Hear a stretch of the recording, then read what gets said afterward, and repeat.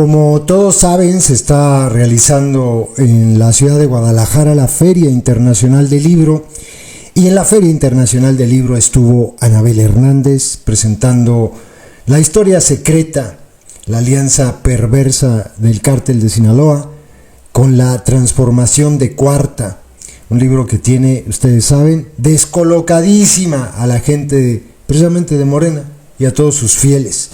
Miren, les voy a dejar la participación de ella, que son como 40 y tantos minutos de lo que ella dice, y voy a entonces a decir 2-3 cosas muy rápido para que no se aburran y escuchen la entrevista. Lo primero, lo más importante que a mí me parece, primero, hay una prueba, porque ella lo menciona, a los que dicen, no hay pruebas, ¿dónde están las pruebas? Como decía López, hay una prueba que es irrefutable sobre esta acusación. Yo le he preguntado esto a mucha gente, a los adoctrinados sobre todo, que son los que niegan esto. Les he dicho, a ver, explícame por qué el Grande, cuando fue detenido y fue llevado a la PGR y empieza a declarar, ¿por qué menciona a López Obrador y dice, a este le dimos dinero? Y en esa misma declaración dice, y también a García Luna. ¿Por qué lo dijo? ¿Se lo inventó? Dice Anabel Hernández, ¿por qué decidió callar esto Calderón? Porque Calderón lo sabía. Quien estaba en ese momento de procuradora era Marisela Morales. Ella estaba ahí, en el libro lo explica detalladamente. ¿Por qué no dijo nada Calderón sobre esto? Bueno, pues porque en la misma declaración el Grande estaba involucrando a García Luna. Es muy interesante. Esta es una prueba, para los que piden pruebas, es una prueba irrefutable. Además, después esto mismo lo llegó a decir a Estados Unidos en declaraciones juradas. Es muy grave, es muy grave. Si los adoctrinados quieren creer que esto no significa nada, pues bueno, ellos de hecho creen en López, pues pueden creer cualquier cosa. Y creen en Sheinbaum. Otra cosa muy interesante que me sorprende, Anabel Hernández habla de un estudio que realizó la UNAM, porque ya ven que en México desde López hasta Lady Rebsamen niegan que haya consumo de fentanilo. No, nosotros no tenemos ese problema, ese es problema de Estados Unidos. Ella habla de un estudio que realizó la UNAM en el año 2021 en un concierto en la Ciudad de México, donde pusieron un stand, así me lo imagino yo, no lo explica a detalle, donde le estaban diciendo a la gente, a ver, ¿quieres saber qué tiene la droga que consumes? Ven, le vamos a hacer un test. Y resulta que el 80% de las muestras que tomaron estaban contaminadas con fentanilo. ¿Por qué lo hacen los cárteles? Porque es sumamente adictivo. Es muy grave lo que dice. Y cita un estudio de la UNAM. No da el nombre, pero obviamente si ella lo dice y la UNAM no lo desmiente, pues esto es verdad. Eso demostraría, y otra cosa, dice que la Sedena y la Marina han rechazado que Estados Unidos proporcione a México los medicamentos que contrarrestan la sobredosis por fentanilo. Eso que utilizan en Estados Unidos. Perdón si no estoy muy claro si es la metadona. Si dije una barbaridad, discúlpenme, pero hay un medicamento que utilizan para acabar con la sobredosis o para detener la sobredosis de opiáceos. Entonces dice que México lo rechaza, la Marina, la Sedena lo rechazan porque sería reconocer que en México hay consumo de fentanilo, algo que es una obviedad. Miren, exportamos marihuana, exportamos metanfetamina, exportamos cocaína. De esas tres, en México hay consumo. ¿Por qué demonios de esta otra, el fentanilo, que exportamos, no hay consumo, según el gobierno? Es algo ilógico. Y luego al final, ya para que le escuchen, dice algo muy, muy fuerte. Dice que una vez que nos enteramos de todo lo que hay en México, de esta colusión, desde mi punto de vista muy lógica, era lógico que si el cártel de Sinaloa logró corromper a los gobiernos anteriores, pues al de López también. O sea, es muy lógico. No puede existir el crimen organizado sin la connivencia con los gobiernos. Es imposible, por donde le busquen. Dice, si sabemos todo esto, ¿por qué seguimos permitiendo? ¿Por qué llegamos y votamos por ellos? ¿Por qué la gente va a las urnas y vota por ellos? Dice que lo que más le sorprende no es lo que se vive en México, estas cosas o la colusión de los políticos con los cárteles, sino el cinismo, el desamor a México, la crueldad y la complicidad de nosotros mismos ante esto que ella creo que bautiza muy bien, ante este narcosistema. Tenemos responsabilidad de ello. Hemos sido cínicos, hemos volteado para otro lado, hemos dicho, ¿qué tanto es tantito? No pasa nada. No importa que haya narcogobernadores. Pues mientras tú no te metas en eso. Hemos contribuido a todo esto. El narcosistema nos incluye y habría que pensar qué tanto se siente uno mismo responsable de esto, en qué hemos contribuido. Muy interesante. Escuchen, les dejo la participación completa de ella, después hubo una charla ahí, algunas preguntas, pero bueno, esta es la parte importante, lo que ella menciona, da datos reveladores, cosas que no había dicho, por ejemplo esto del peso pluma, y lo demás está en el libro. A quienes leímos el libro, pues creo que podemos entender que lo que narra ahí pues es perfectamente verificable. Quienes argumentan contra Anabel Hernández por lo que hizo por la publicación de este libro, la gran mayoría no lo leyó. Estoy seguro, porque si no, tendrían por lo menos que otorgarle el beneficio de la duda. Y no lo hacen. O sea, la descalificación es inmediata. Mentirosa, fake news. Y ustedes lo van a ver, aquí van a llegar los comentarios de este tipo. Si van a llegar a insultar, ahórrense el comentario porque va borrado. Punto. Y ustedes bloqueados. Les dejo la participación de Anabel Hernández en la FIL. Bueno, pues la verdad es que estar siempre aquí en la FIL es muy emocionante. Para mí, cuando estoy escribiendo mis libros, este es el momento que sueño. El momento de poder ver sus rostros, el momento de poder estrechar sus manos, el momento de vernos a los ojos, ¿no? Y confrontarnos con esta situación que estamos viviendo y confrontarnos con la verdad. Hacer los ejercicios de verdad en este país cada vez se vuelven más difíciles, cada vez se vuelven más peligrosos. Vivimos como una especie de hipnosis colectiva. No sé si ustedes lo sienten así, ¿no? Como que estamos drogados. Los medios de comunicación manipulados por el gobierno nos droga, nos miente. Las conferencias mañaneras son un manantial de mentiras, de falsedades, de manipulación. El trabajo de los periodistas de investigación en México y en el mundo es justamente contrarrestar a ese poder que nos quiere como zombies, que nos quiere hipnotizados, que nos quiere esclavos. Entre menos sepas, mejor. Quédate callado, cierra con 20 llaves tu puerta, que no te importe el dolor de los demás, que no te importe nada. Mientras tú estés bien, todo lo demás puede destruirse el día de mañana. Esa es la maldición en la que estamos viviendo. Por desgracia, esa es la maldición de las nuevas generaciones. ¿Cómo le explicamos a los jóvenes que tengan 24 años, y los que tengan menos, los que han nacido en este siglo, que las cosas no siempre fueron así? No es que hayamos vivido nunca en un paraíso, no nos vamos a hacer aquí tontos, pero las cosas no eran así. Había alguna posibilidad. ¿Y saben dónde estaba esa posibilidad principal? En que había un corazón latente en la gente, que la gente no estaba hipnotizada, que la gente después de 70 años del PRI ya estaba intoxicada, que dijo ya basta. Era muy clara la verdad, por más que nos quisieran mentir, por más que quisieran tapar el sol con un dedo, era tan clara la verdad que había un deseo enardecido de decir ya basta. Hoy ese deseo está como dormido, como drogado, como si alguien nos hubiera sedado para mandarnos al matadero de nuestra democracia, al matadero de nuestra unión como país, que ya no existe, estamos polarizados, al matadero de nuestra esperanza, al matadero de nuestros hijos, de nuestros nietos.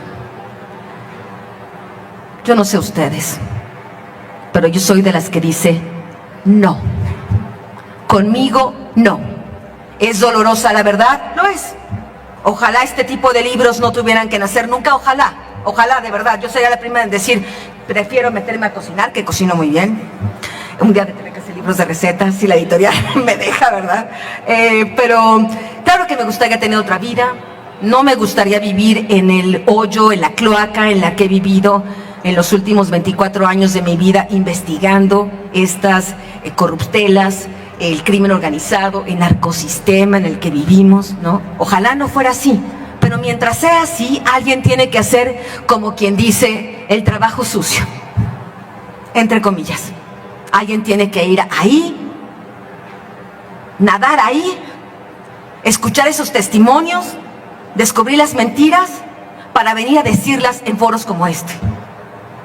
Eso me ha generado el odio consecutivo de cada presidente de la República que ha gobernado en este siglo. La primera presentación en la FIL fue un libro que se llamaba La familia presidencial, que revelaba las corruptelas de Vicente Fox y su esposa Marta Sagún. Y así vino el libro de los cómplices del presidente, vino el libro de los señores del narco, vino el libro de la verdadera noche de Iguala, vinieron muchos otros libros, hasta llegar aquí. Cuestionar al poder presidencial es fundamental. Mientras vivamos en esta república retrógrada presidencial, no hay de otra. De verdad, deberíamos estar pensando que es la muerte, es el momento de enterrar al poder presidencial y estar buscando otros modelos de desarrollo democrático y político en este país. El sistema presidencial, no solo en México, en el mundo, está fallando, no funciona más. Es demasiado poder para un solo hombre o para una sola mujer. En México, ¿qué ha hecho ese poder presidencial en lo que va de este siglo? Para no irnos muy lejos y llegar al punto de lo que estamos aquí. Lo que ha hecho ese poder presidencial es entregarse al crimen organizado. Lo que ha hecho ese poder presidencial es vendernos como reces a criminales como el Chapo Guzmán, como Ismael El Mayo Zambada, como Arturo Beltrán Leiva, como el Cártel Jalisco Nueva Generación, que aquí conocen bastante bien esta lacra que significa, etcétera, etcétera.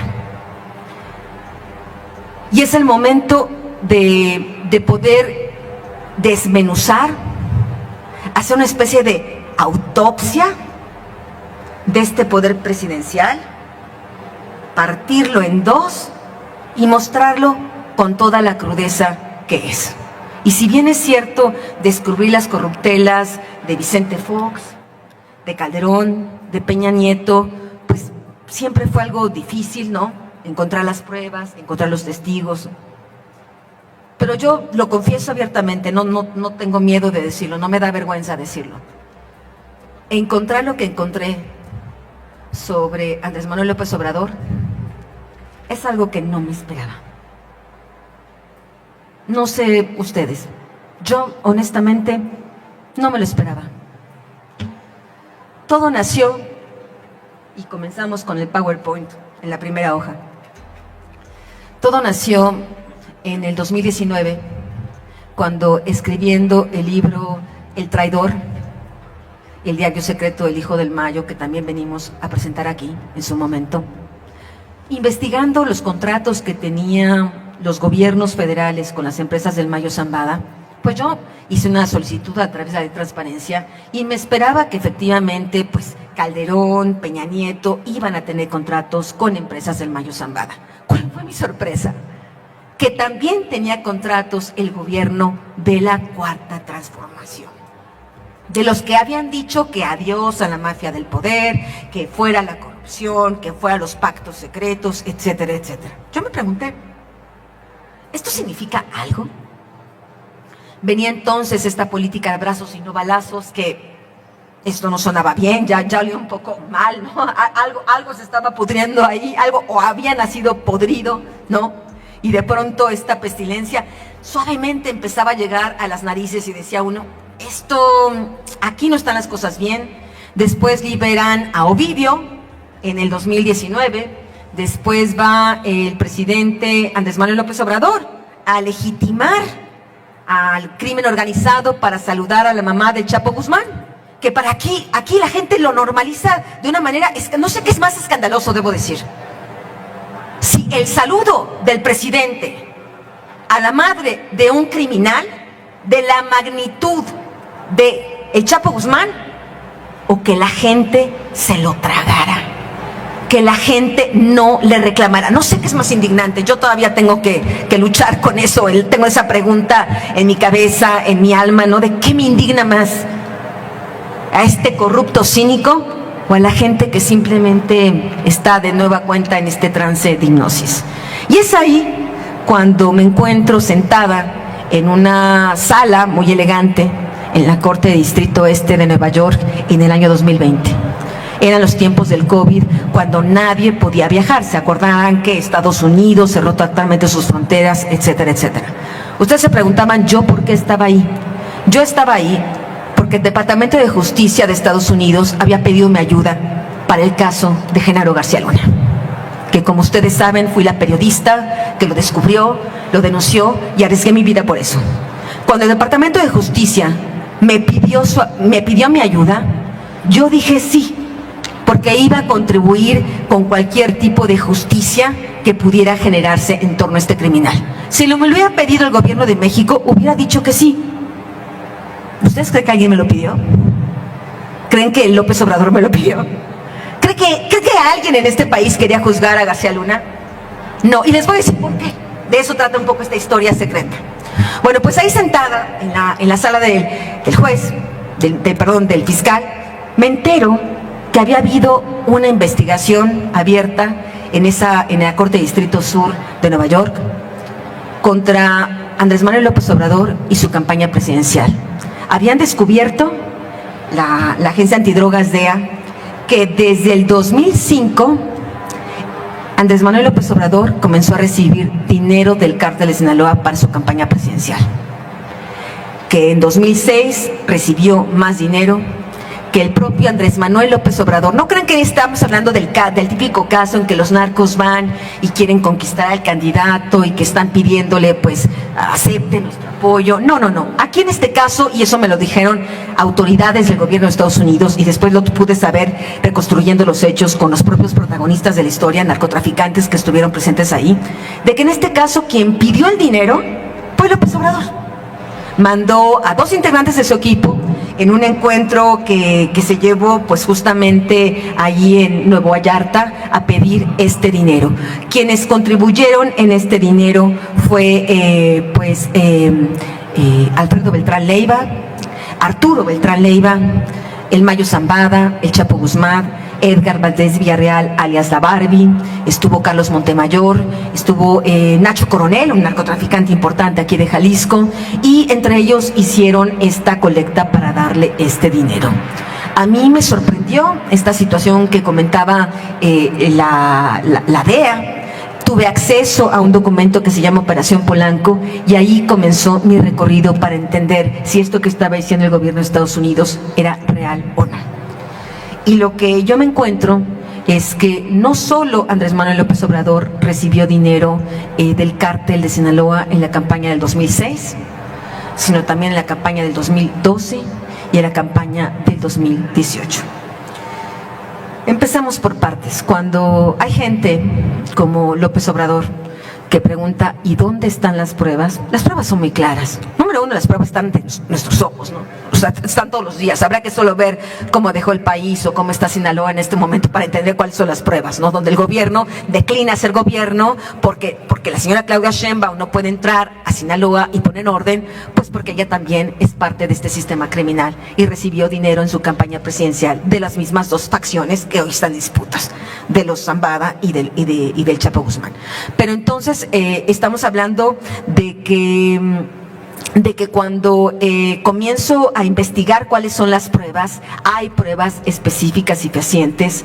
Está el testimonio del rey Zambada, Jesús Zambada García, el hermano del Mayo Zambada, que en el juicio de el Chapo Guzmán y en el juicio contra Genaro García Luna, declaró ahí de manera jurada ante el juez Kogan, que llevaba la Corte Distrito Este de Nueva York, que él personalmente entregó al menos $7 millones a la campaña de Andrés Manuel López Obrador a manos de un jefe policíaco llamado Gabriel Regino.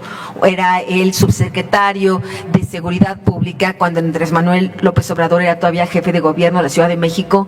Este dinero se entregó cuando Andrés Manuel todavía era jefe de gobierno de la Ciudad de México y después sale, recordemos, renuncia a la jefatura de gobierno y se va a buscar la candidatura presidencial. Entre los que participaron en estos encuentros para recoger los dineros para el 2006 estaba Pancho León, un empresario de la comarca lagunera a quien el PRD hizo candidato a la alcaldía, si no me equivoco, de Gómez Palacios. Estaba el empresario Emilio Dip, estaba la Barbie, estaba el Grande, estaba Carlos Montemayor, alias El Charro, estaba Arturo Beltrán Leiva, estaba un personaje muy importante que se llama Roberto López Nájera. Hay este encuentro en Nuevo Vallarta. Y Arturo Beltrán Leiva, que era un hombre bastante desconfiado, cuando se encuentra cara a cara con la gente de Andrés Manuel López Obrador, le dice, bueno, yo quiero saber si de verdad estamos hablando de que de verdad López Obrador me está viniendo a pedir el dinero, ¿no? Porque qué tal que si hay un abusivo, ¿no? Que viene a pedir dineros que no son para la campaña, y Arturo quería saber que su inversión estaba garantizada. Y es así cuando hay la primera llamada telefónica entre Arturo Beltrán Leiva y Andrés Manuel López Obrador para garantizar que efectivamente ese dinero era para su campaña. Este dinero se entregó en una casa en Polanco, por eso la investigación de la DEA se llama Operación Polanco.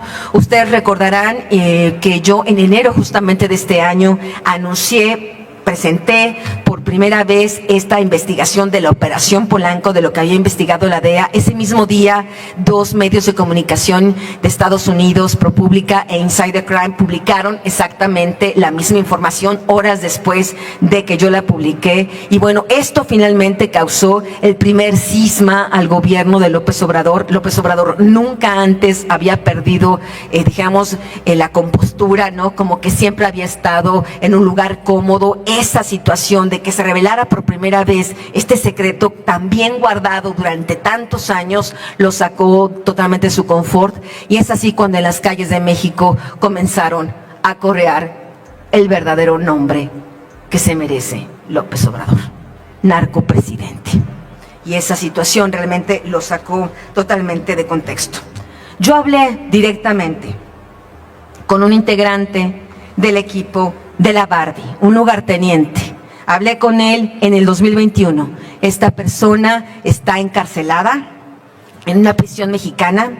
Esta persona colaboró con el gobierno de México en diferentes casos y hablé directamente con él. Lo hice directamente y también lo hice a través de una abogada, de la abogada de este narcotraficante que ya estaba prisionero. Ella me ayudó a mandarle las preguntas que yo quería plantearle sobre Andrés Manuel López Obrador. Audio número 1. ¿Y tú sabes si tu jefe le dio dinero a la empresa, más bien tu jefe de la organización, le dieron dinero a la campaña de López Obrador? En la de López Obrador, en la del 2020. Ajá, ¿por qué sabes algo? Sí. Sí, ¿sabes que sí? 25 millones de dólares. Ándate. ¿Y te acuerdas quién? Y ándate, te digo, ¿y te acuerdas quién, cómo, cuándo? Todos hicieron la cooperacha. Todos hicieron la cooperacha. ¿Y te acuerdas cómo entregaron esa feria? ¿Cómo? ¿Te acuerdas cómo entregaron esa feria? La mandaron y tuvo que ver también el 19. El 19 es justamente Roberto López Nájera, que es uno de las personas que la DEA también entrevistó para comprobar que efectivamente había llegado ese dinero. Lo que estoy tratando de explicarles es que independientemente de la investigación que hice la DEA, yo hice mi propia investigación para corroborar que efectivamente esos hechos habían ocurrido. Lo que comentó después este testigo es que en el día de la elección de julio de 2006, la Barbie y Arturo Beltrán Leiva hicieron una especie de war room, ¿no?, de cuarto de guerra, y estuvieron monitoreando los resultados electorales y pues estaban muy contentos, estaban celebrando porque estaban seguros que Andrés Manuel López Obrador iba a ganar. ¿Qué les había prometido Andrés Manuel López Obrador en el 2006 a estos narcotraficantes? Les había prometido impunidad, les había prometido dejar en paz sus negocios criminales, que ellos hicieran lo que quisieran, y lo único que les había pedido era en realidad tratar de disminuir la violencia en México.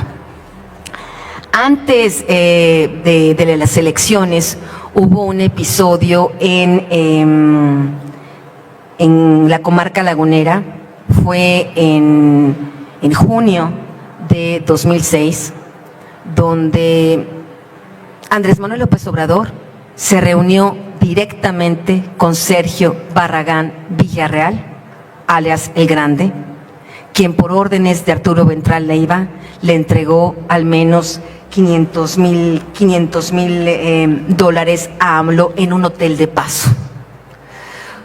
¿Esto por qué era importante? Porque la investigación de la DEA solo había llegado a concluir de que efectivamente había llegado ese dinero del cártel a la campaña de López Obrador a través de Nicolás Mollinedo, que en ese momento era el hombre de mayor confianza de López Obrador, y a través de otra de las personas, Mauricio Soto Caballero, que era el encargado también de logística de la campaña de López Obrador. Lo que la DEA no había podido concretar es si realmente López Obrador conocía de este financiamiento. Yo pude tener la declaración directa, los documentos, el testimonio de la declaración directa que rindió Sergio Barragán Villarreal desde 2010 en la PGR. El gobierno de México, el gobierno de Felipe Calderón, para sorpresa al menos mía, e imagino suya, sí supo del financiamiento ilegal, sí supo que López Obrador recibió dinero del crimen organizado, sí supo que estuvo en ese hotel de paso para recibir los $500,000. Yo hablé directamente como parte de esta investigación con uno de los principales funcionarios de la PGR durante el sexenio de López Obrador, cara a cara, en un hotel, el presidente, ahí en Santa Fe, en la Ciudad de México. Y le pregunté, ¿usted sabía del financiamiento del crimen organizado en la campaña de López Obrador? Sí. ¿Cómo lo supo? Y esta persona me confirmó, lo dijo Sergio Barragán Villarreal, y estaban 2 integrantes de la DEA en esa misma oficina escuchando la confesión.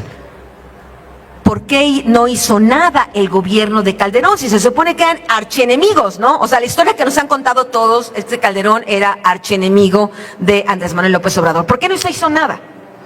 Y lo que me respondió es porque ese mismo día, en esa misma declaración, Sergio Barragán Villarreal declaró que también le había dado dinero a Genaro García Luna.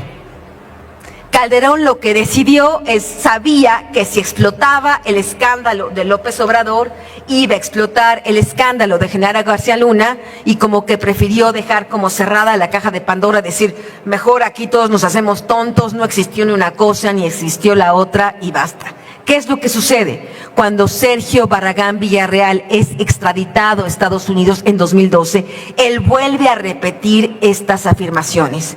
Yo pude ver un documento judicial donde viene los funcionarios públicos de los que habló Sergio Barragán Villarreal.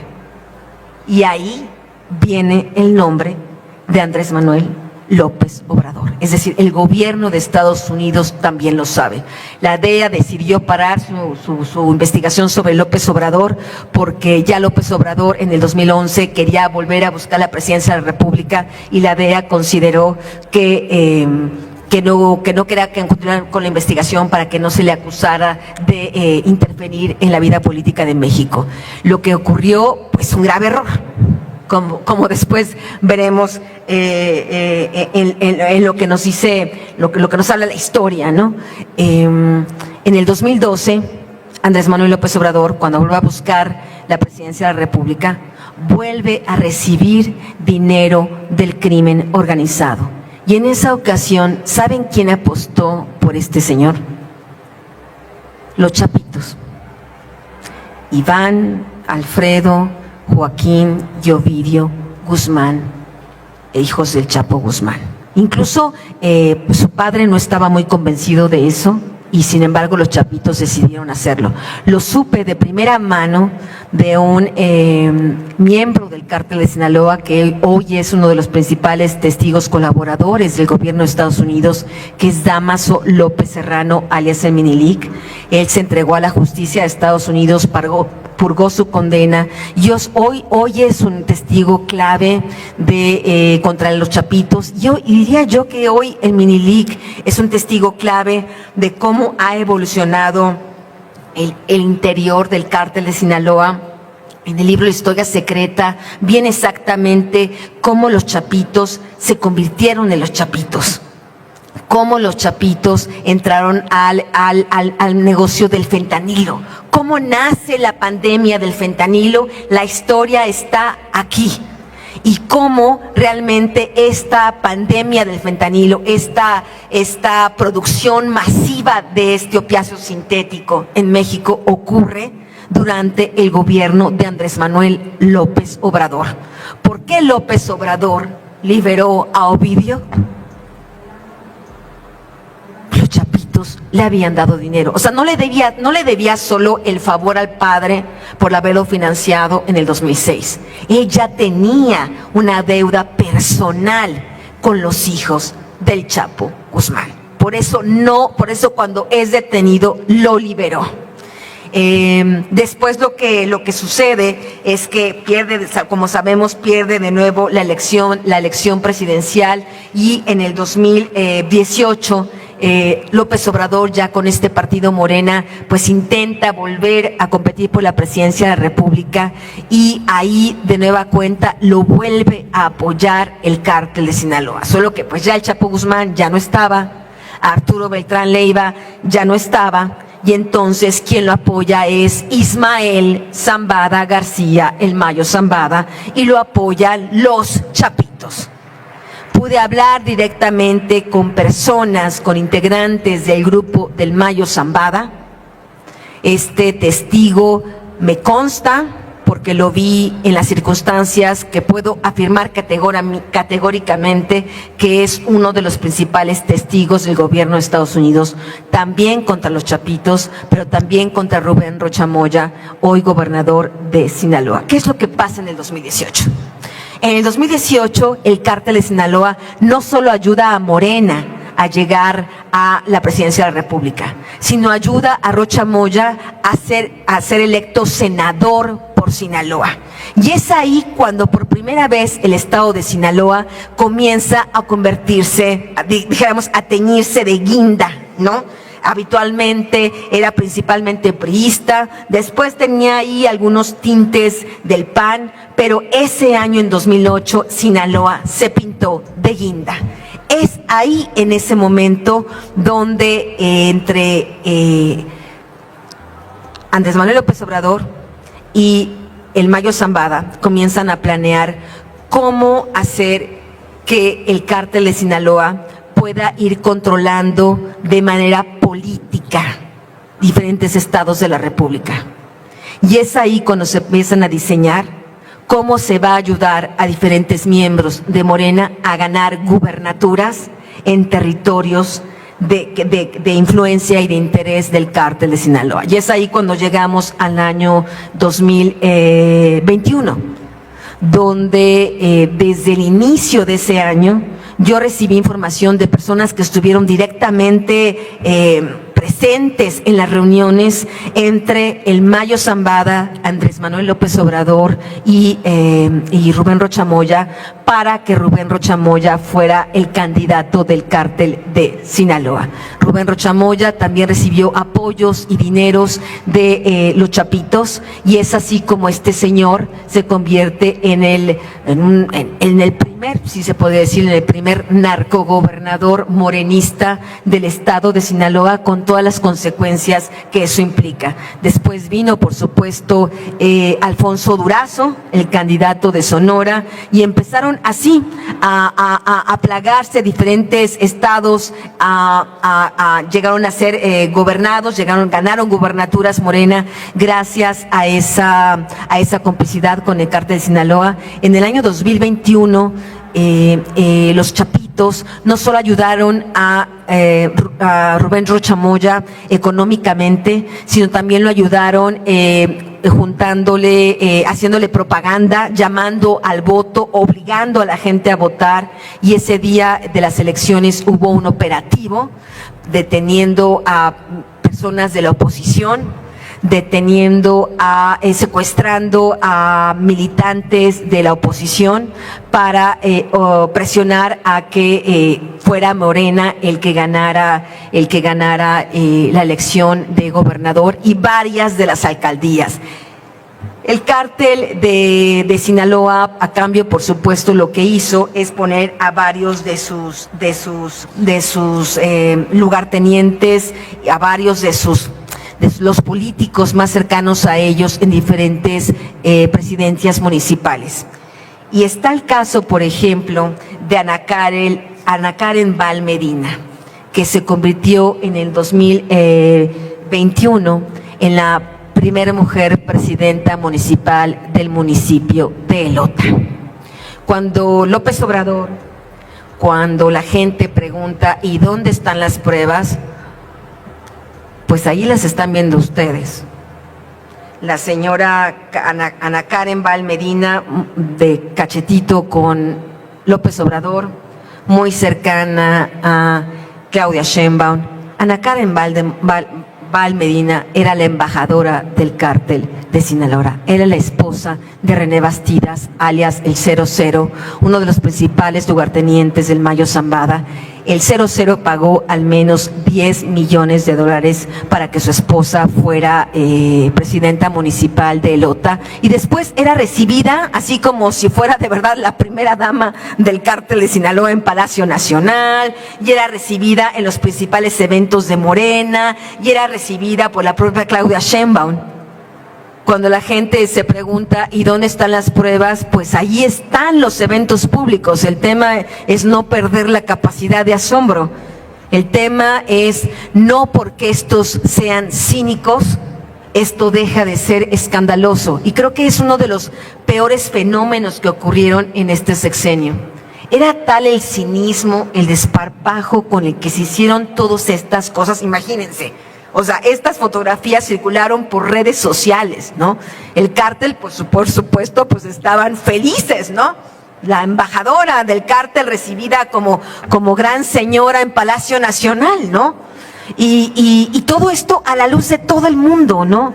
Y este cinismo es lo que fue vacunando poco a poco a la Cuarta Transformación. Por eso, o sea, vino la liberación vinieron los abrazos no balazos, vino la liberación de Ovidio, vino el saludo a la mamá del Chapo Guzmán, y empezaron a ver todos estos episodios. Empezó el presidente a decir que el narco es pueblo, ¿no? Empezó a decir el presidente casi a hablar bien de los narcos, ¿no? Atacaba mucho a los periodistas, pero ¿cómo hablaba de manera muy gentil hacia los narcotraficantes? ¿Por qué? Yo no sé si nadie aquí se preguntaba a lo largo de todos esos años ¿por qué el presidente actúa de esta manera? ¿Está loco? ¿Es muy bueno? ¿Es muy tonto? No, él estaba comprado por el cártel de Sinaloa. López Obrador fue el caballo de Troya del crimen organizado. Todo aquello que cínica e impunemente no pudieron hacer los presidentes del PRI, que no pudieron hacer ni Vicente Fox, ni Felipe Calderón con este desparpajo, ni Enrique Peña Nieto, lo logró hacer esta persona, legitimar, dar legitimación al crimen organizado. Permitir que ellos sean considerados, imaginemos, ciudadanos como cualquiera de nosotros. Hacer apología del delito. Comenzar a envenenarnos con la narcocultura y con la narcopropaganda. El principal propagandista del crimen organizado del 2018 al 30 de septiembre pasado no fue Peso Pluma, que también lo es, no fueron los narcocorridos, fue López Obrador el principal propagandista del crimen organizado. Y se fue como si nada a su casa. ¿Y a nosotros qué nos corresponde hacer? Cuando ocurrió la elección de Claudia Sheinbaum por la presidencia de la República, en ese momento, que estamos hablando ya de finales del año pasado, yo en mis investigaciones que estaba realizando, entrevistando a diferentes, pues sí, miembros del crimen organizado, la gran mayoría colaboradores hoy del gobierno de Estados Unidos. O sea, lo interesante de todo esto es que esto que contiene el libro de la historia secreta es información que el gobierno de Estados Unidos está ya procesando en diferentes expedientes judiciales, que no les quepa la menor duda. Y cuando estaba entrevistando a estos testigos colaboradores ex narcotraficantes, yo les pregunté ingenuamente, bueno, ¿y la señora Claudia Sheinbaum qué papel juega en todo esto, no? ¿Lo sabe, no lo sabe? ¿Alguien la está ayudando? ¿Están colaborando? ¿No está colaborando?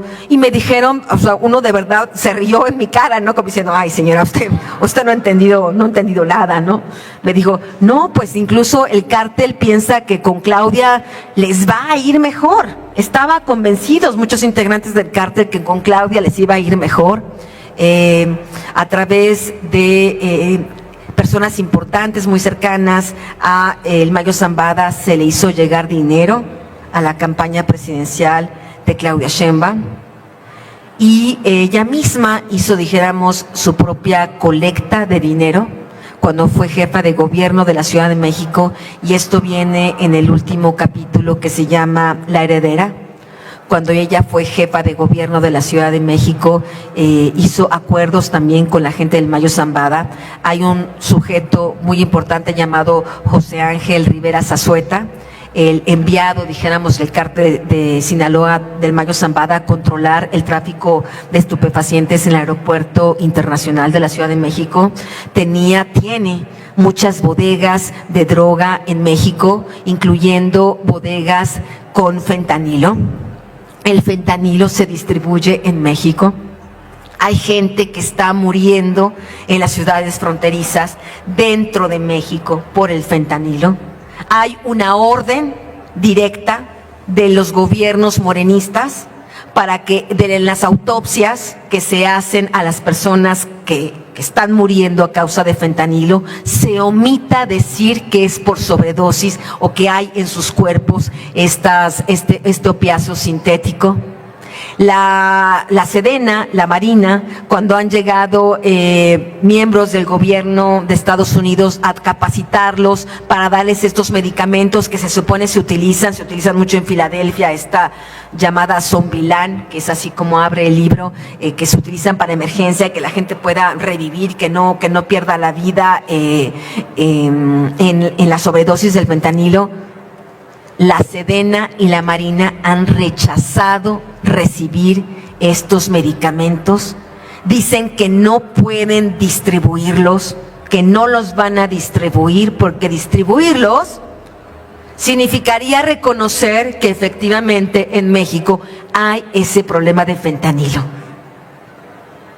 Pero ¿se dan cuenta de lo que estamos hablando? Esta gente prefiere que ciudadanos mexicanos se mueran antes de ellos reconocer que aquí en México no solo se produce, sino se consume el fentanilo.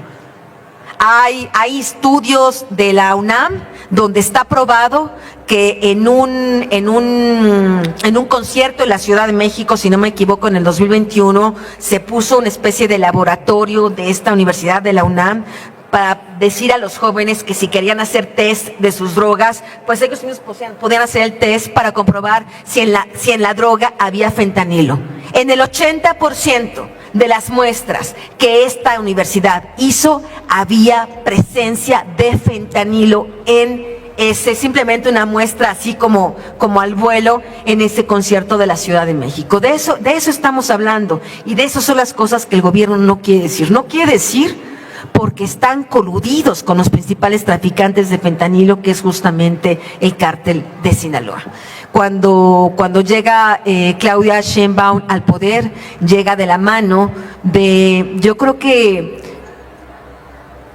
será en los próximos años tal vez el rostro más claro de la corrupción del gobierno de Claudia Sheinbaum, que es el señor Omar García Harfuch, ¿no? El que nos lo quieren vender como si fuera Batman, cuando los propios narcos dicen que es más bien como el Guasón, o que ni como el Guasón, porque más bien se disfraza de bueno para ser más malo que el Guasón, ¿no? Un sujeto que tomó sobornos de los chapitos, un sujeto que es parte de la manada de narcopolicías de Genaro García Luna. Es un pupilo, un cachorro de Luis Cárdenas Palomino, y uno de los policías coacusados con García Luna en Nueva York.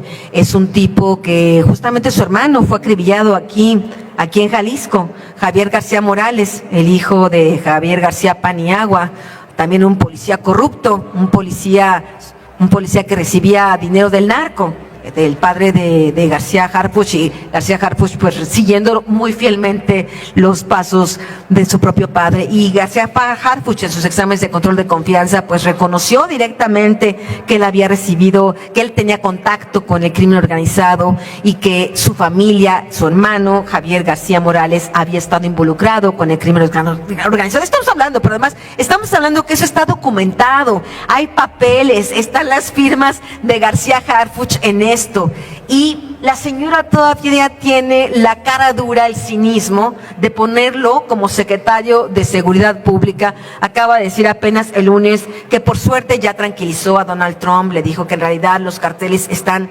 bajo control, ¿no? Que ella tiene un grandísimo equipo de seguridad y que el líder de ese equipo de seguridad es García Harfuch, ¿no?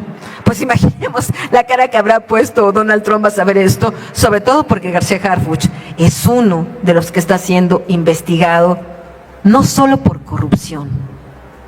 El señor García Harfuch le copió las malas mañas a Genaro García Luna. No solo es cuestión de corrupción lo que este señor hace. No solo es cuestión de dame dinero los carteles y yo me doy la vuelta. No, el propio Omar García Harfuch tiene su propia red de tráfico de drogas a través de uno de sus sobrinos, cuyo nombre está revelado aquí en las últimas páginas de la Historia Secreta. Entonces, cuando estamos viendo que este libro sacó de quicio al presidente de la República, cuando publiqué este libro, en vez de las loas, ¿no?, del presidente, empezaron los insultos, las persecuciones, la censura, me di cuenta perfectamente que había dado en el clavo. Y cuando detuvieron a el Mayo Zambada, el 25 de julio pasado, fue como la cereza del pastel. Yo me acuerdo, no sé si alguno de ustedes vio esta entrevista que está ahí en YouTube.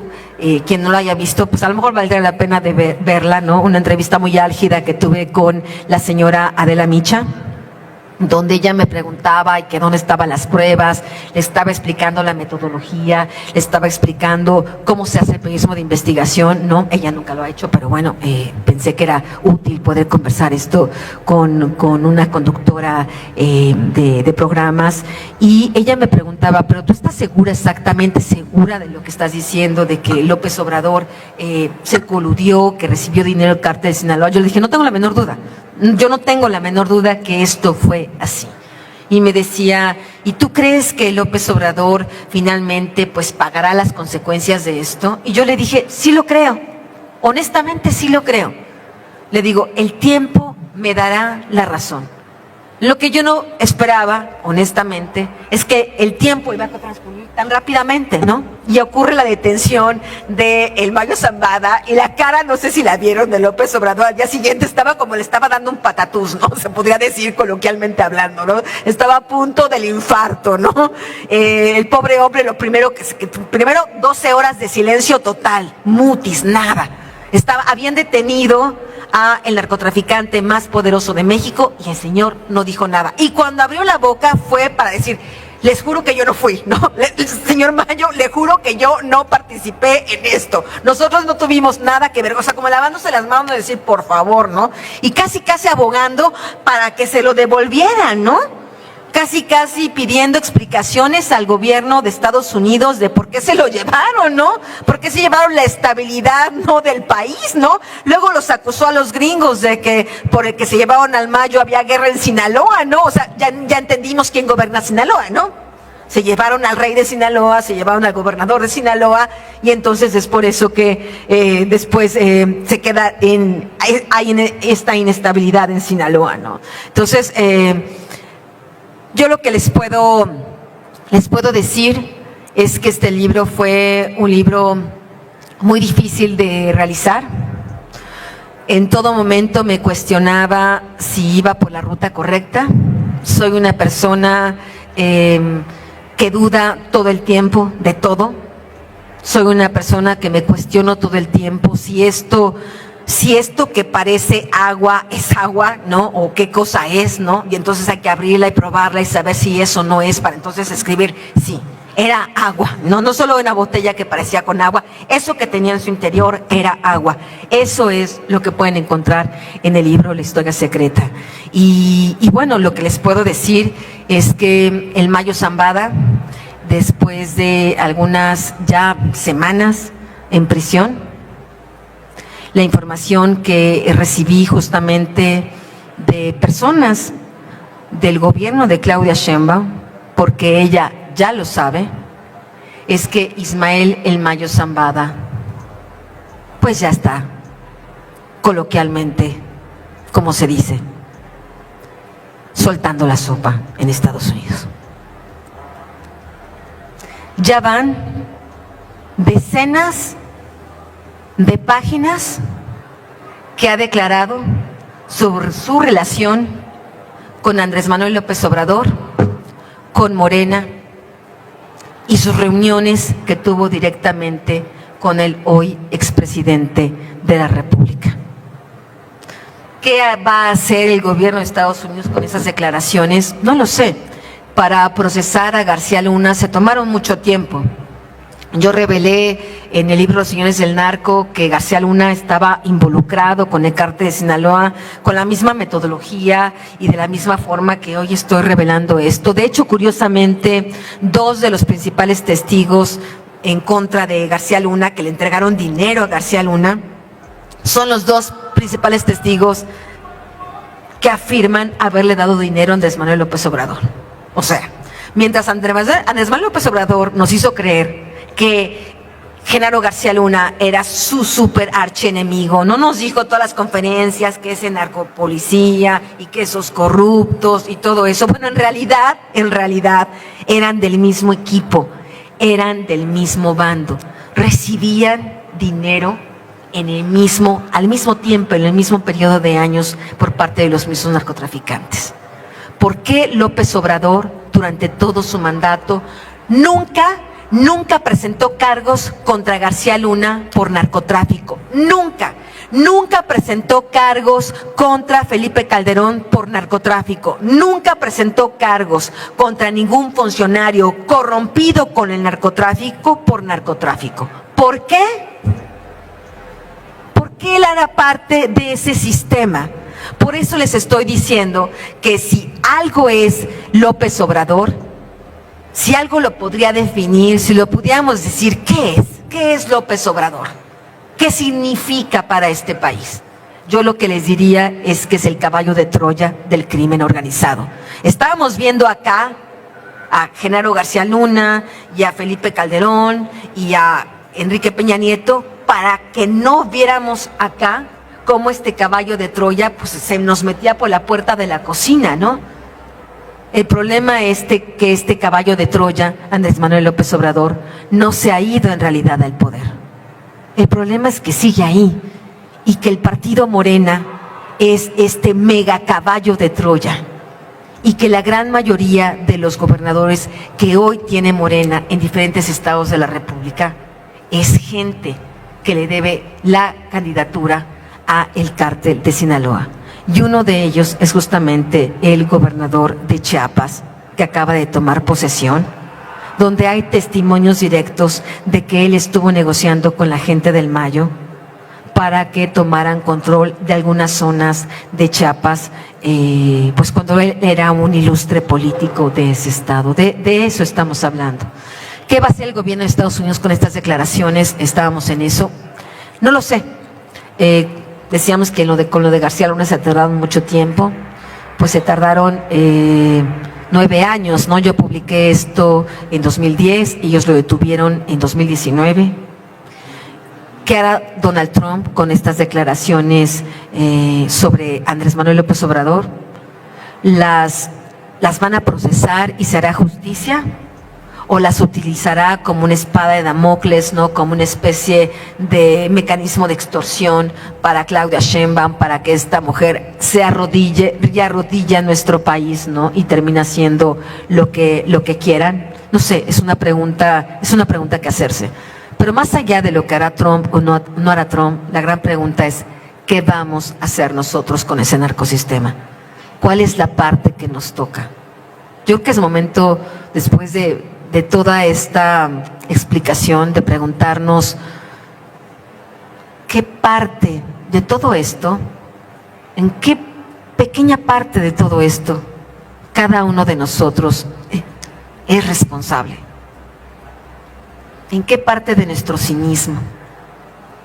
¿En qué parte de nuestro desamor a México o al prójimo? ¿En qué parte de nuestra indiferencia? ¿En qué parte de nuestra crueldad? ¿En qué parte del pequeño, tal vez, Andrés Manuel López Obrador que vive dentro de nosotros? Porque al final de cuentas, este tipo de sujetos, este tipo de políticos despreciables, llegan ahí porque los votamos los mexicanos, llegan ahí porque la gente va a las urnas y votó. Entonces creo que hay una gran complicidad en diferentes sentidos de todos nosotros de lo que está pasando en México. Estas investigaciones para mí, y espero, sean una provocación para terminar con esto, para terminar con la indiferencia, para que ese pequeño tirano que está en cada uno de nosotros se convierta en un ser proactivo para que este narcosistema muera. Tiene que morir. Gracias.